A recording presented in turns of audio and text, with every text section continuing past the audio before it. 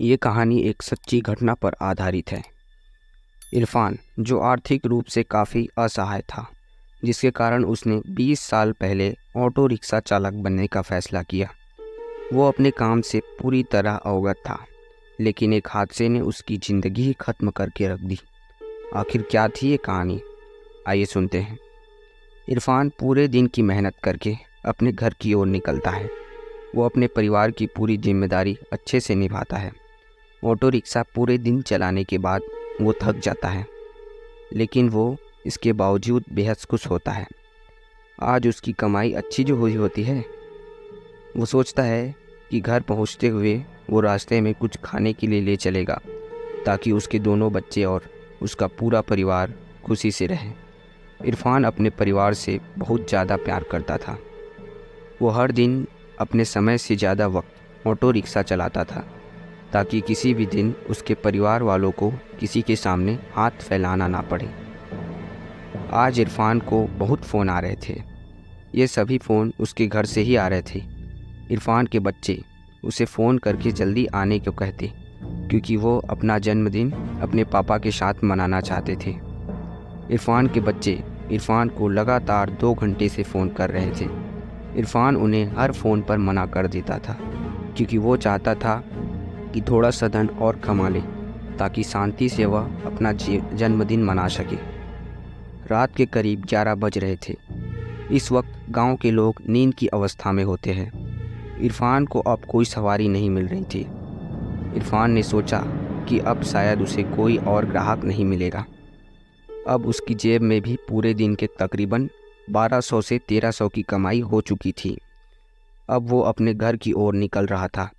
उसने अपने होठों के दोनों कोनों को खींच लिया था। वो बेहद खुश था। वो अपने रास्ते में ढाबे से कुछ खाना भी लेकर जाने की सोच रहा था।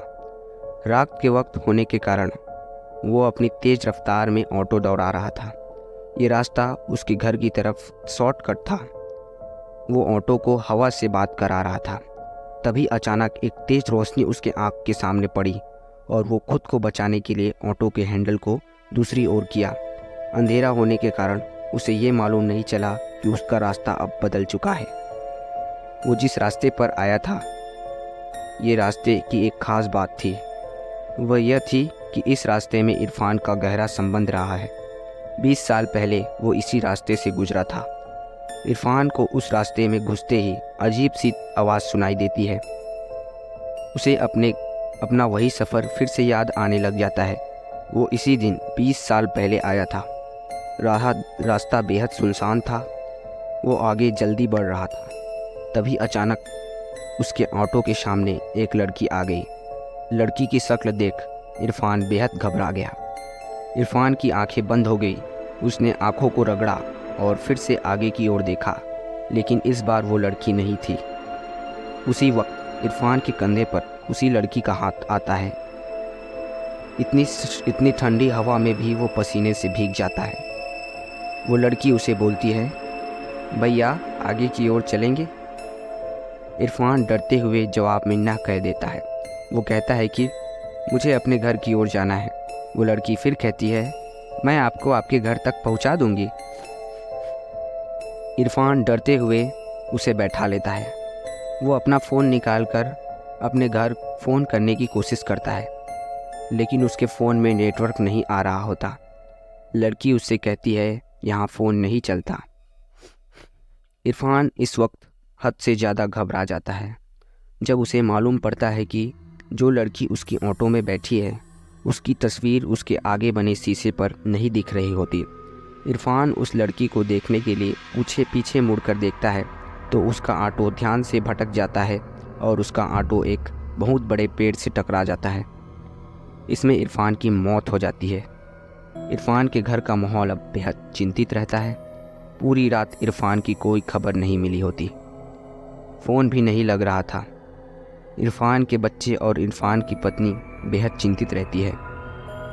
तभी उनका एक पड़ोसी उसके पास आ जाता है और इरफान की पत्नी को अखबार दिखाते हुए कहता है कि क्या कल रात इरफान संगढ़ इलाके से आ रहा था? इरफान की पत्नी कहती है, उसे मालूम नहीं, लेकिन ये इरफान नहीं हो सकते। वो गाड़ी कभी लापरवाही से नहीं चलाते। वो इतने भरोसे से इसलिए कह पा रही थी क्योंकि अखबार में मरने वालों की फ़ोटो नहीं थी। इरफान के घर के सामने अचानक से पुलिस की गाड़ी आ पहुंचती है। सभी घबरा जाते हैं। पुलिस के हाथ में एक तस्वीर होती है। ये तस्वीर इरफान की लाश की होती है। पुलिस इरफान की पत्नी से जब पूछता है तो उसकी पत्नी कहती है, जी साहब, ये मेरे ही पति हैं। इरफान की पत्नी इरफान को मरा देख खुद को रोक नहीं पाती। उसके आंसू बहने लगते हैं। बच्चे भी बेहद ज़्यादा रो रहे होते हैं। पुलिस कहते हैं, देखिए, हम आपका दर्द समझ सकते हैं। हम आपकी यहाँ सहायता करने ही आए हैं। हम आपसे कुछ सवाल पूछना चाहते हैं जिससे इस केस में थोड़ी सी मदद मिलेगी। इरफान की पत्नी मदद करने के लिए हामी भर देती है।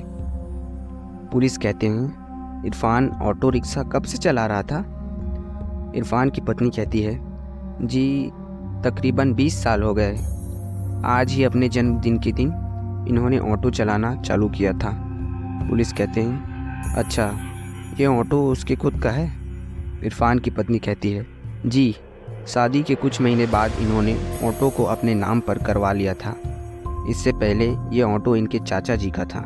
वे ऑटो यूनियन के पूर्व प्रधान रह चुके हैं। पुलिस इरफान की पत्नी से पूछताछ करने के बाद मोहम्मद के पास पहुंचती है।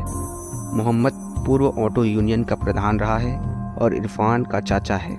पहले तो वो पुलिस के हर सवाल का जवाब देने से मना करता है, लेकिन जब पुलिस वाले उसे सच बताने के लिए मारने लगे तो उसने बताया, इरफान की अम्मी बचपन में ही गुजर गई थी। इरफान के अब्बू यानी मेरे भाईजान शराबी थे। उन्हें शराब के अलावा खाने का कोई होश ही नहीं था। इरफान के लिए उसके माता पिता सब कुछ थे। एक दिन ज़्यादा शराब के कारण भाईजान की भी मौत हो गई। इरफान अकेला हो गया। गरीबी के कारण ज़्यादा पढ़ा लिखा नहीं था। वो मेरे साथ ही रहने लगा। पहले तो हमने उसे पढ़ने के लिए कहा, लेकिन उसका मन अब पढ़ाई में नहीं था। वो कहता है उसे पैसे कमाने हैं ताकि वो अपनी आगे की ज़िंदगी अच्छे से बिता सके। इरफान के जन्मदिन के दिन हमने उसके लिए ऑटो लिया और उसे भेंट कर दी। ऑटो पाकर वो बेहद खुश था। ऑटो चालक के रूप में उसका वो पहला दिन। मैं भी उसके साथ था। ये सुनकर पुलिस वाला हैरान हो जाता है। पुलिस बीच में रोकता है और पूछता है कि तुमने कहा था कि इरफान उस वक्त अकेला था? झूठ कहा था मैंने। इरफान के जन्मदिन ही मैंने उसके लिए ऑटो लिया था और उसे भेंट कर दी। ऑटो पाकर वो बेहद खुश था। ऑटो चालक के रूप में उसका पहला दिन था।